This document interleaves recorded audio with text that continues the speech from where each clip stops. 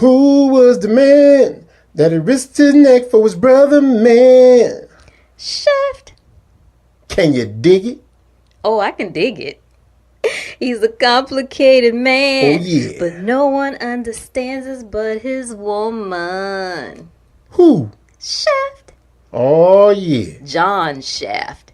Hey, I could do one of them infomercials. He's a bad mother.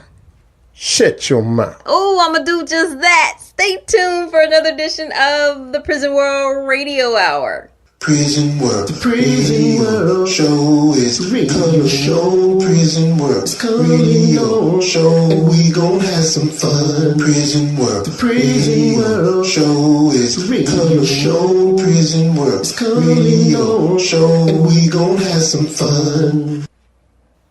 Welcome to all of our global listeners around the world. Welcome to another edition of the Prison World Radio Hour. I am your host, Jenny Triplett, and attached at my hip is my co-host. He's a bad mother. Who was the man? He's a bad mother. What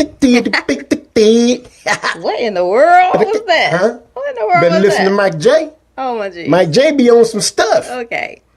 Still deep in the struggle of grassroots activism and bringing you another show today showcasing activism in media. This is going to be fun because we're media too. And what if you think about the struggle has always included the arts? What do you think about that? People don't always think and remember the arts. Now, during our visit to the African American, I remember that painting they had of Ned the Wino. That's not. You mean Black Jesus? Ned the Wino. Okay. Call him what you want. During our visit to the National African American Museum of History and Culture in D.C., Washington, D.C., the arts were prevalent all over the place and all over a part of our history in the struggle. We were Black folks united for one cause, which was equality. Okay? So something that we feel that we all should be able to attain, and because of all of our accomplishments, if you guys look at all the things that we've actually accomplished in poetry, in television, in radio, in media, in print, in artistry, you know, everything that we have accomplished, some may feel that we have come a long way. We have come a long way. And then some people feel Got a that long way to go, too. we have a long way to go. Best Okay? believe it. But, you know, either way, the bringing the message via the arts is a good way to do that. And I feel, you know, that we're kind of doing that. I ain't no arts. Some media is I art. don't know nothing about no arts. Radio media, it's an art form to this. Everybody can't do Because this. I can't drive Ned the Wino. Everybody can't do this, okay?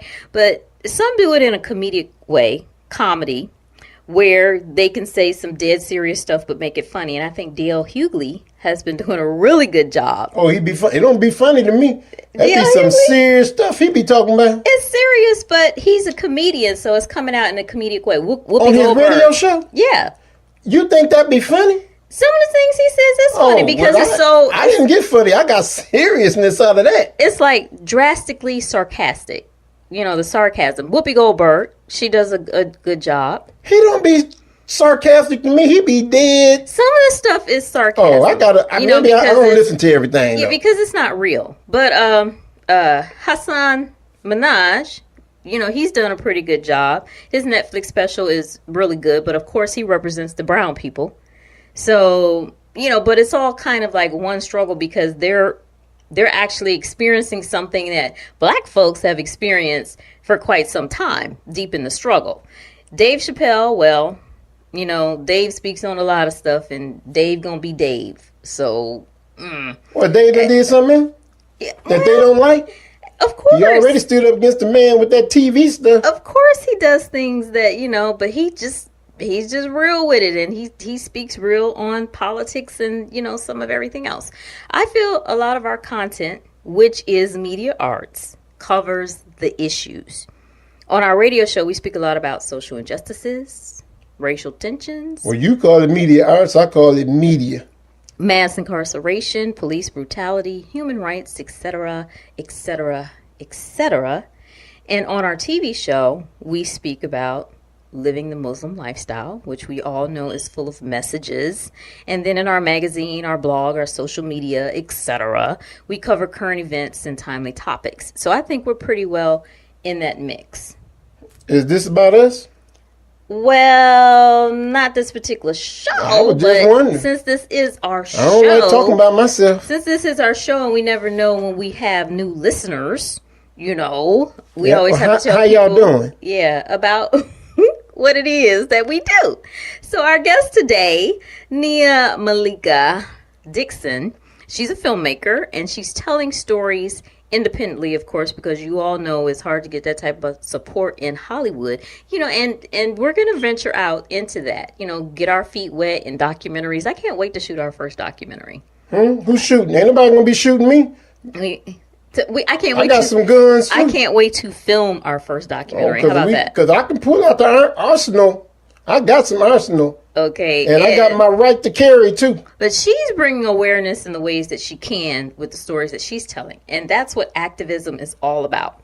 You may not move the mountain, but you can definitely stomp out the anthill. Oh, man, but one gonna move no mountain. Yeah. And he already set that mountain over them people and scared the woo out of them. And I think in the past 8 years, we have set some fires. We have... Girl, I am not an arsonist. I think we've set some fires with awareness. Remember the show we did on cops for legalizing drugs?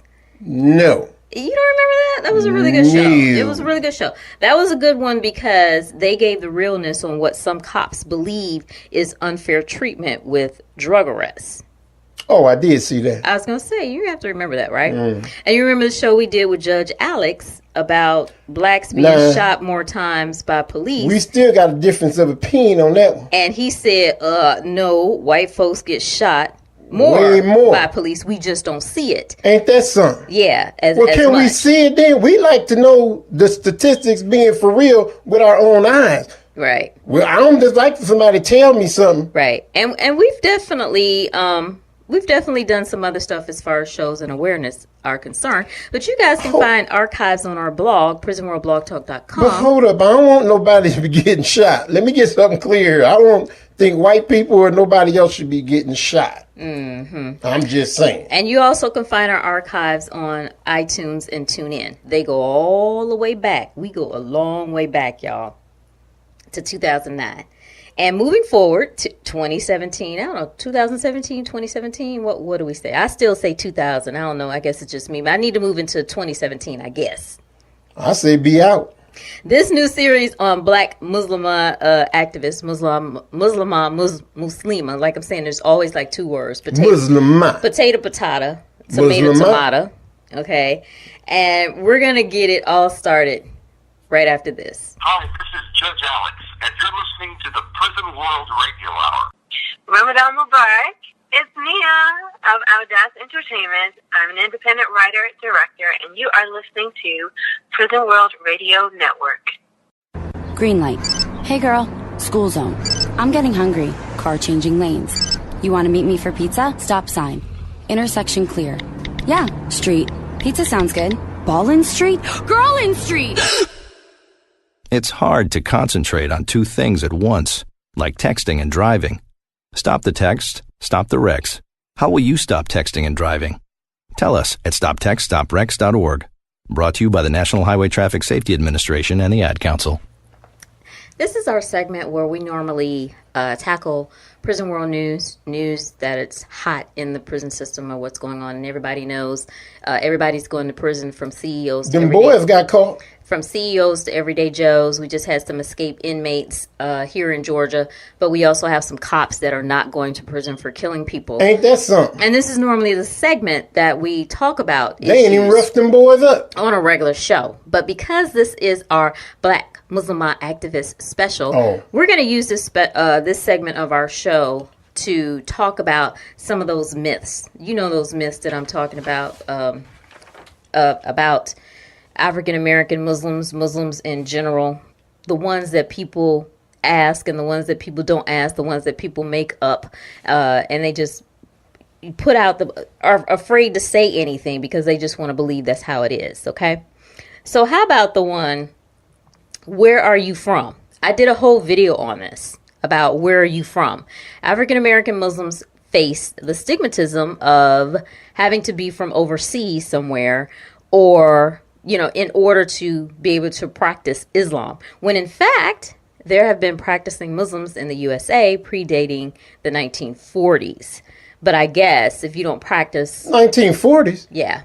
Look, when I went to that museum in D.C., they said from the beginning it's been Islam in this country. It's been the beginning since slavery, but I'm saying Before slavery. I'm saying as far as people projecting it and as being out and vocal and established as a religion. They just don't want to believe that we could be Muslim because they know we ain't no terrorist up in here. Exactly. And if you don't practice a certain sect or form or idealism of Islam, then that relates to you have to be from overseas. In the American type Islam. Well, y'all know what I'm Sudan? talking about. Yeah, right. I don't know where I'm from because we haven't done the ancestry yet. You keep saying we're gonna. I ain't doing no ancestry. I don't believe all them tests. They have an African ancestry. And AfricanAncestry.com. And where did it come from? Just out the sky? Africa. Girl, and I really want to do it people. because it puts you in the African database with, other Africans. Because that's where did they dig up the DNA in the dirt or something? That's what we go back to. That's where everybody goes back to the root.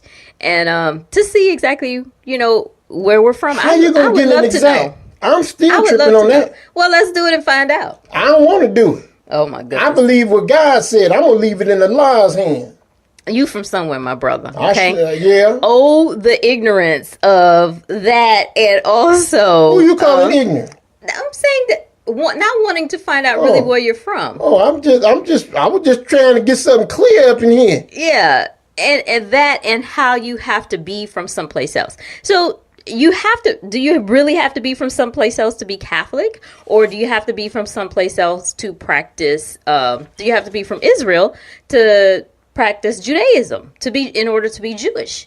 I'm just saying that there are a lot of other religions that people have and are practicing or have converted to as Americans all over the world. But they make Islam seem like it's such a foreign thing. We just the only one. It's like no, we just the last. Right. That's what they don't. People don't want to believe that's the last religion on this earth. Where are you from? Michigan. I'm from the D. I'm from Flint. I was born in the D. I'm from Flint, where they tried to kill them people with that water. Right. Okay, so where are your parents from? They from Toledo. Yeah. America. Where your grandparents from? They right by the city that was trying to kill them people with that water. We're going back 3 generations of America. We can go back, a little bit more. America is stamped all over. It's not from overseas. We're not from overseas. Trust and believe that, okay? So if you don't know, just ask a Muslim. It all started from overseas, though. But I'm talking about us. And that's why, but you have that mentality of people saying that Muslims have to be from overseas. When you're not. So the Christians and Jews then. You can go back generations. Everybody got to be from overseas. Right here in America. And if you don't know, ask a Muslim. If you don't know, you better ask somebody, baby. I always ask. Baby. I believe in asking questions. Okay. Coming up right after the break, Nia-Malika Dixon. You're listening to the Prison World Acapella Radio Hour. Check out the latest books from Freebird Publishers for your incarcerated loved one. All right, we are back. We are back with another exciting interview in our Black Muslimah Activist series. We're coming at you and covering the scope of genres of how our Black Muslimah sisters, several of them very under the radar, very, very under the radar, are making a difference with dawah in their own way. And of course, making a difference and staying busy makes them hard for me to catch up to for an interview. And this sister, of course, she was no exception, trying to get scheduled. And whether she is behind the camera or in front of the camera, making movies, documentaries, or web series, she is telling the stories of Muslim women utilizing her gifts. She also empowers women of all faiths and gets my vote for the Muslim Oscar. Nia-Malika Dixon, assalamu alaikum. Lights, camera, action, sis. How are you? Oh, wonderful, mashallah. Thank you so much for such a nice introduction. Oh my God, Oscar already. Speech. Okay, I have to make a speech. First, I'd like to thank Allah. Allah, first and foremost, is my best friend and my biggest supporter, and my mom comes in a really close second. Alhamdulillah. Okay, tell our listeners a little bit about yourself and what I may have left off the resume. Well, I am a little black girl from Baltimore, first and foremost. I grew up in Baltimore, Maryland, one of the roughest parts, West Baltimore. If you've watched The Wire, you know what West Baltimore is like. But I grew up listening to stories, reading stories, taking trips to the library with my mother. My mother was a teen mom, and she took me to college with her. She got a full ride scholarship, and I went to school with her, and she borrowed books from the library for me to read while she did her studies. And from a very young age, I would probably say my earliest memory could be as young as 2 years old, reading John Steptoe with my mom, a book called Stevie. Okay. So that definitely inspired you to want to tell stories. And you tell them, you tell them from a Muslimah behind the lens perspective. So in this series, we're highlighting activism. And activism has been twisted, the definition in the 21st century. But what does activism mean to you? Well, I think that each and every one of us is an activist. We are there advocating for our own personal causes as well as our community causes and even global causes. And it's all a matter of how we use our gifts to express that advocacy and how we use it to affect our inner circle. I personally think that as a storyteller, I'm an activist. I like to consider myself a 21st century griot. Griots are very powerful, and they are the historians. They are the ones that save our culture and pass it down to the next generation. And I believe that that is one of my biggest responsibilities. Well, that is definitely good. You could be a griot, you could be a guru, you could be all of that, because we are all encompassing of a lot of things. And that just, we've had this conversation before in regards to the trifecta of being a Black Muslim female. So tell us a little bit about your struggles with that trifecta. So growing up, a little Black Muslim girl in Baltimore, I never saw myself reflected in any movie or TV shows. And I started to wonder whether or not we exist outside of my little hometown. And I started writing stories about people like me. And that's literally my canon.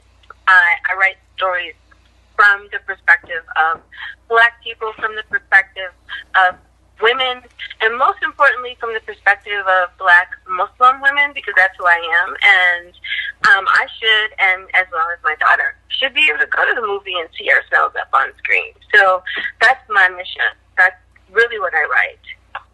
Why do you think our voice, the Black Muslim voice, is constantly being left out of the narrative? That is something that I've often reflected upon in comparison to a line from Zora Neale Hurston's book, As We're Watching God, where Jenny says that the Black woman is the mule of the world. And to this day, it still sticks with me. I read that back in college, and had to be at 16. And it's just, we're the last on the totem pole when it comes to storytelling. Right now, everybody's rejoicing about Wonder Woman. And I have to really say I'm on that bandwagon about rejoicing for the success of Wonder Woman. And yet it's a little bittersweet because I feel that there could be more. Where is Storm's movie? Storm. Well, you know what? We kind of talked about the same thing yesterday, this week, or recently. Why are people tripping over Wonder Woman being such a huge movie? There's so I many hear somebody's stomach grumbling. Well, it is Ramadan. Huh? It is Ramadan, and this mic picks up everything. Well, so, you need to quit rumbling your stomach around here. Okay, you just told on yourself, and I'm about to tell on you. That's not my stomach. Huh? Oh, that ain't yours? That's not my stomach. Well, I heard somebody's stomach then. Okay. All right. Does a hit dog holler? Okay. So anyway, yeah, the Wonder Woman has a lot of dynamics. Not only is it an action adventure series, and women like to see themselves empowered, but men like to see that too. You know, men go to the movies to see that as well. So yeah. It's not. Yeah, we like to see women empowered. Yeah, it's not a big mystery. Yeah, but another thing. Go ahead. I just want to add that I am probably one of Wonder Woman's biggest fans. I used to watch Wonder Woman when I was a little kid. Wonder Woman. Linda Carter is my hero. Me too. I still catch it in rewind, girl. Wonder Woman. And her version of Wonder Woman was so multifaceted. You know, she had a sense of humor. She was beautiful. She was smart. She was very savvy. She was clever. And it was one of those series that was not just about action adventure. There was like an intellectual level to it. It was about politics. Right. So you work in a field that gives you some type of prominence, and people, the whole Hollywood thing and all that, the persona, with Muslims, is being prominent not enough as far as getting our message out there? I don't necessarily think prominence is important in this industry. And I may be the silent minority, but to me, story is queen. That's my motto. And if you talk to the right people, they'll let you know. They know for sure. Story is queen. It's not about, looking fly. It's not about being well known. It's about the kind of stories you tell. We would hope that it's about the stories you tell. Yeah, but I'm taking them Nikes back. I can't be looking that fly. Okay, really? Huh? Really? She just said one about looking fly now. Right, nobody's looking at your feet. A lot of us equate success with how you look. But actually, some of the most successful people are some of the most laid back and low-key people. Oh, that's me. That's you? That's me. Oh, okay. I think I have a uniform. I tend to wear jeans or black pants with a black blazer, dark blazer, and a purple shirt. That's just like my uniform everywhere I go. So I'm not interested in being flashy or fancy. Although I did have a makeup artist tell me, Nia, come on, you gotta wear some lipstick. Not necessarily. Not necessarily. But honestly, I'm now obsessed with wearing lipstick. It's like this thing now. I've collected about 12 lipsticks in the past month, and I need to stop. Okay, that's the girly girl coming out. We're going to hold on that note so we can get back to the activism, because, some of us activists is girly too. So let's not forget that, I ain't no girl. We didn't say you were. A girl? We didn't say you were. But let's not forget that that's part of our being well-rounded, is to embrace all parts of ourselves. Get my nails and toes done. We're going to take a pause right now. We're going to take a break, pause for the cause. Hold what you got. We'll be right back. You're listening to the Prison World Acapella Radio Hour. So when you get to the corner of Smith and Orchard, you're going to want to take a left. You are not going to. Then what you're going to do is turn onto Marcy Avenue. Just broke up and go past the first 3 lights and then take the next left. I don't really think she's more happy, blocks but and you should be who there. am I to judge, right? Park on the right. That's I'll what see I you heard later last tonight. night. It's hard to concentrate on two things at once, like texting and driving. Stop the text, stop the wrecks. How will you stop texting and driving? Tell us at stoptextstopwrecks.org. We are back and continuing the conversation about Black Muslimah activists with Nia-Malika Dixon. And when we talk about activism in the African American community, Muslims, of course, we have to go to Malcolm X. So how has Malcolm X's legacy helped or failed the Black Muslim community? Well, first off, I think if it wasn't for Malcolm X, we wouldn't necessarily have a Black Muslim community. I feel comfortable saying that because he united us. Like, I wasn't even alive back then, but when I first learned about Malcolm X, I was 11. I read his book, and I couldn't stop reading it. And his name, Malik, I have to say, like, I felt some kismet. My name is Nia-Malika, and I'm like, yeah, I'm connected. We have the same name.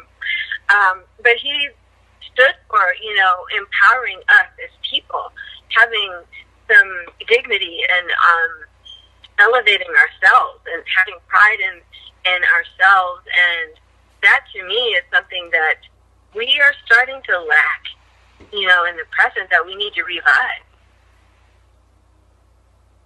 Yeah. And that's really a part of activism. And a part of our activism is that, Brother Malcolm spoke to a lot of all kinds of people.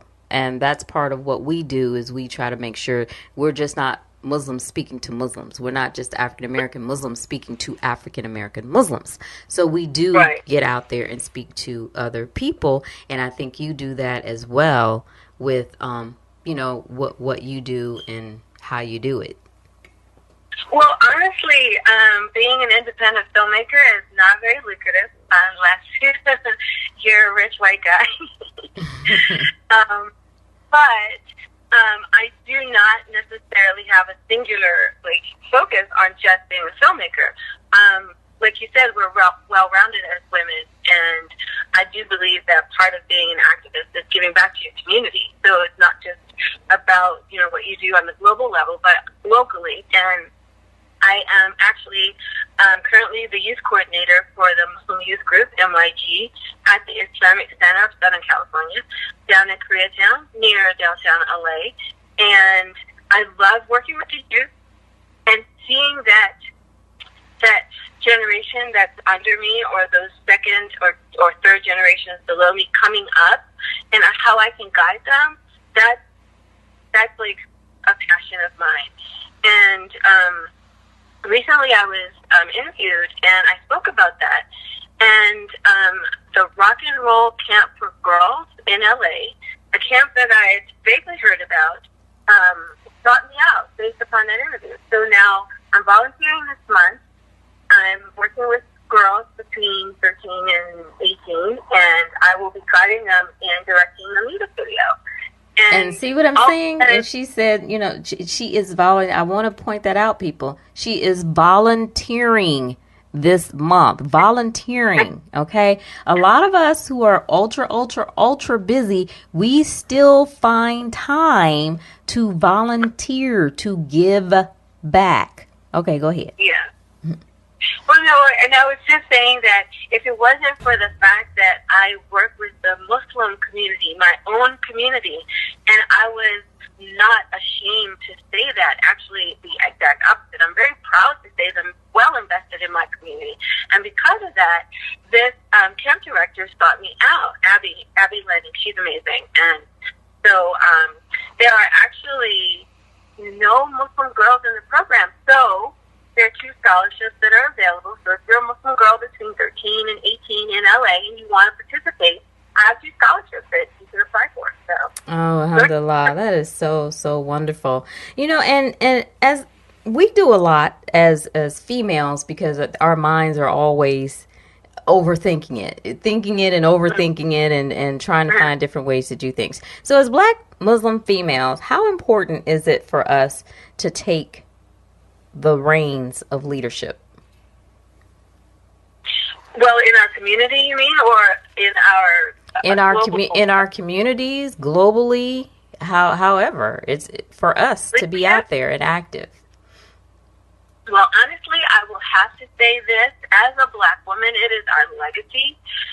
Black girl magic is real. And we are very powerful. And Allah, I believe God has given us certain gifts that enable us to be resilient and strong leaders in our homes that we can extend to our community. And then, like you said, elevate that even further in the global arena. You find where your passion is, and you give from your passion. You give from your gift. And that's pretty much what my mother taught me, and that's what I'm doing, mashallah. So what would you like most to be remembered for? You know, honestly, the first thought that came to my mind was that I'm a passionate mother. I am a mom, and I have 2 adult children. Now, they're not children anymore, but my daughter's 21. She's in college on the East Coast. And my son is just turned 20, and he's autistic. And I've been very much committed to being the best mother I can be, because I want to be as great as my mom was to me. So that's what I want to be remembered for. That's special. That's special. Tell our listeners how they can get in touch with you. Yeah? I would like the second part to be that she told true, authentic stories of Black Muslim women, and that is my second legacy. Okay. Well, tell our listeners how they can get in touch with you. So you can visit my website at Nia-MalikaDixon.com, and you can find me on all social media the same, Nia-Malika Dixon, Nia-MalikaDixon. And feel free to message me. I sometimes do some Facebook Live videos. I'm on Periscope. And right now I'm sharing some stories of my brand new kittens. I'm in the middle of writing. And so when I'm writing and I'm in pre-production, I try to stay off social media as much as possible. And right now, I'm writing too, girl. The climate right now is kind of distracting, so kittens are nice. Yeah. And Nia-Malika told me that she's got a new movie that she's filming in the fall, and she told me she got a part for us. She told me she got a part for us. She told me she wanted us to come visit the set. I said, what, to pick up my script? You know, is that what it is? So I can get ready for my close-up? Is that what you want me to do? Okay. Well, I can always write you a part in. I'm currently writing the story of, it's called Black Woman Magic, and it's the story of an LA producer who just happens to stumble upon her husband cheating on her in their bed. She shoots him. And I don't need the lead part. Go ahead. I could be the reporter, though, but I can't take the lead on that. I'm sorry. What you gonna be reporting? Yeah, I have to report the story. That mean you gonna be all up in the business then. Ain't I always? You can't be up in the business. This LA producer comes home, she discovers her husband in bed with another woman, and she shoots him and flees. She flees to Arizona, where her great-great-grandmother's house is, and she's hiding out and trying to figure out what to do, because her life has now just exploded. She loves her husband dearly. They have this production company together. They make millions of dollars creating these movies starring Black people. Hey, they may be a little exploitative, and they may be a little bit of stereotypes, and she's making a lot of money, though. So she's countering that, the fact that she feels like she's selling out her people a little bit, with the fact that she gives back to her community.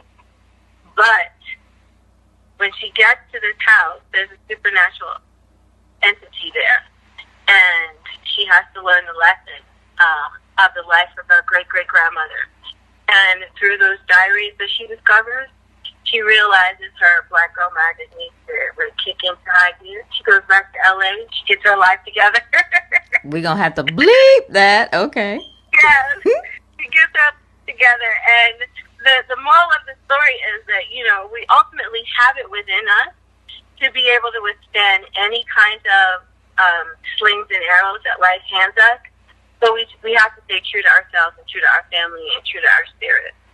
Oh, see, I definitely see a part in that for us, dear.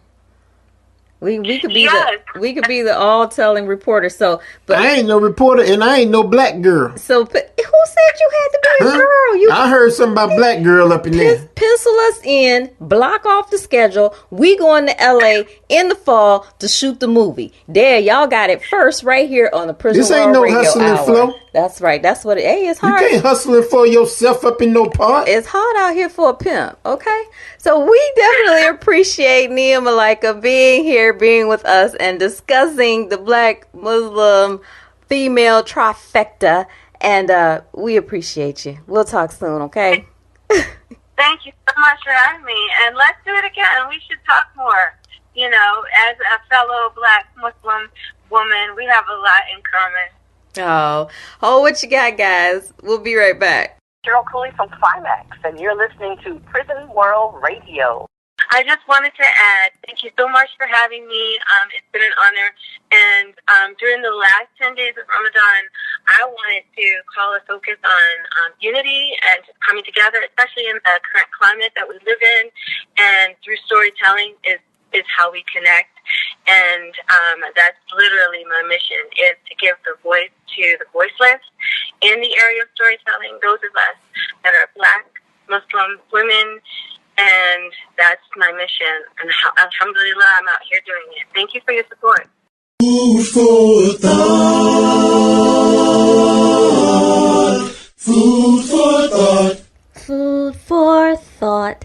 In the food for thought for today, I ask all of our Black Muslimah activists to give us a quote, something that they felt embodied what activism meant to them. And I ask all of them, and we've been sharing that with you guys. So our guest today, Nia-Malika Dixon, says, and I quote, "Do all that you can with all that you have from where you are." In other words, I take that to mean give it all you got, whatever you got. If only you got 50 cents, then take them 2 quarters, rub it together, bootstrap yourself at the bus stop, and I'll take it to mean you can do something. Make it happen. Exactly. It's something everybody can do. Spend those 2 quarters wisely, and show how you can change the world with 50 cents. Turn a nickel into a dime. Hey, flip it. That would be I don't flip houses. Go to jail for that. Flipping houses is actually very legal. Very legal. Some people do it and they go to jail. So I'm just wondering what's behind it then. That's your food for thought for today. Before we go, I do have a few announcements. If you are looking for our book, I've had a couple questions about our book. Surviving Marriage in the 21st Century. We just crossed a huge milestone, guys. We have sold 10,000 plus books. You can get that book on Amazon. It's available on Amazon.com. Or if you want an autographed copy, you can go to our website, RufusandJennyTriplett.com, and go to our Books and More store, and you can order it online, and we'll autograph for you and send it out. Who knows, that autograph may be worth something one day. Maybe I'm going to sign an X. Maybe on eBay.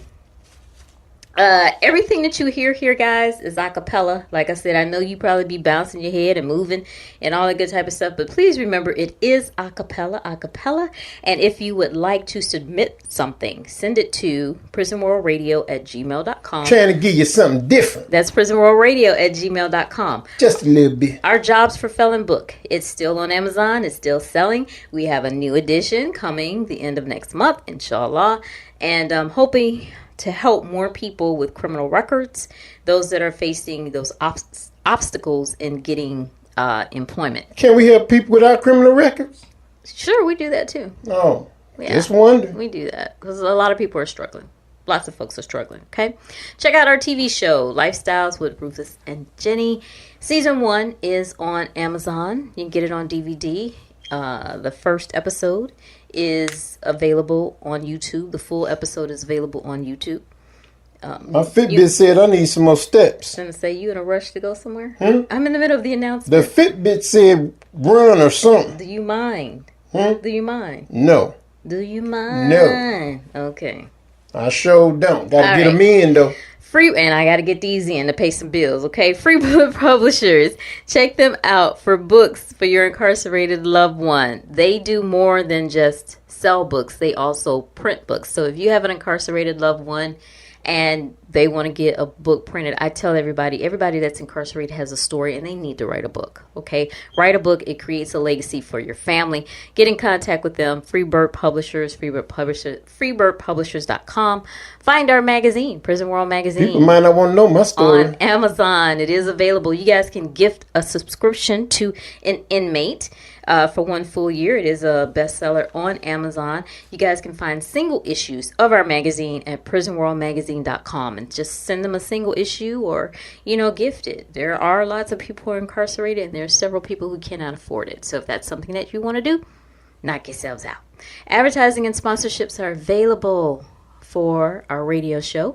Send inquiries to prisonworldradio@gmail.com. That's prisonworldradio@gmail.com. And remember, you can stay connected via social media, what I like to call the Big Six. Facebook at Rufus and Jenny, Twitter at Rufus and Jenny, IG at Triplett World, YouTube at Rufus and Jenny TV, Pinterest at Rufus and Jenny, and LinkedIn. Find me, Jenny Triplett. Live stream. I'm out there too. Where? Somebody found me. Where? They be sending me all kind of messages. Do you respond? For what? Because that's what social media is for. I didn't feel like it.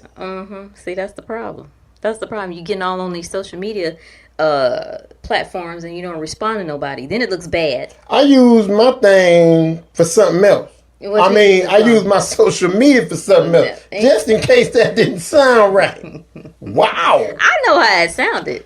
Ooh, Did you know how it sounded? I know how it sounded. I had to do some corrections. Your mind must be someplace else. That's all that's about. That's all that's about. Anywho? Yeah, anywho. You can live stream our radio show from our website, RufusandJennyTriplet.com. Go to the TV and radio tab, click on Prison World Radio and hit the live stream, and it comes right up on your phone, on your tablet, on your computer, every place. You can find our archives at iTunes and on TuneIn. And if you're stressing your data plan, you can call in. What's the number, dear? You can call and put it on your Bluetooth. 1-800-CALL Prison World? No, that is so not it. Well, that's what it should be. Do not call. We need to make it simple for people. Look, they gave us the number. I'm happy we got one. A lot of people don't have one. PWRN. You can call in and listen. 701-719-5174. That's 701-719-5174. So if you're stressing your data plan, like, oh my gosh, I can't keep going online, I have no Wi-Fi, I can't do this, guess what? If you got a bunch of minutes, you can call in, put it on your Bluetooth speaker, put it on Bluetooth in your car, and just listen to Prison World Radio, okay? Everybody don't use their Bluetooth in their car. That's true. They be scared people gonna get their information. Your Bluetooth can't do that. But I'm talking about the telephone numbers. No, your Bluetooth can't do that. Your Bluetooth can't do that. What do you call it? That's anyhow. That's Bluetooth. Anyhow, we'd like to thank all of our global listeners around the world. Thank you guys for tuning in, and we'd like to thank our very special guest, Nia-Malika Dixon, for being here today. Shut your mouth. She's a bad mother. Got them bloops going on. I had to do some bleep bleep bleep. Oh, yeah, Oh, my fault, Nia. Why you telling that girl stuff? Girl? You just did that. Oh, I didn't mean to, though. You always don't mean to. You tell everybody stuff. Don't tattletale me. Ain't nobody tattletale you. You sounded like you being a tattletale. I be trying not to. Can't hold water. Quit telling me stuff then. You ready to ride there? I'm telling you it's time to get out of here. Well, let's go. Why I'm still here. I am your host, Jenny Triplett, and attached at my hip is my co-host. Don't be calling me no tattletale. Hey, Nia, it wasn't me. Nia, it wasn't me. God is one, and we leave you in peace. DJ, take us home. Growing up on the streets, I wanted to make a change. Now I have a family and baby. I can't find a job to pay me more than minimum wage. That's no way to make a living. In the middle of the Night I see in my homie. Prison world.